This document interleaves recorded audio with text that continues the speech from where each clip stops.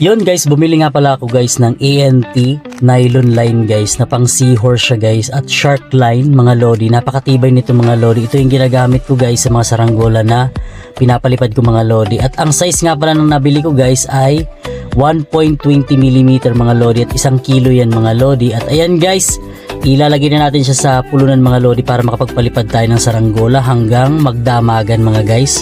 So ayan guys, ipupulo na natin siya at sa pagpulon nga pala guys, ilalagay nyo lang siya sa isang upuan o kung meron naman kayong sa lupa, pwede nyo lagyan ng 4 na kahoy para maipulon ninyo guys para hindi siya magbuhol-buhol. So ganyan lang din yung technique para mailagay ninyo sa pulunan mga lodi ng mabilis. At ito na nga guys yung ating 1 kilo mga lodi na ipulunan natin siya. So sobrang dami talaga mga guys.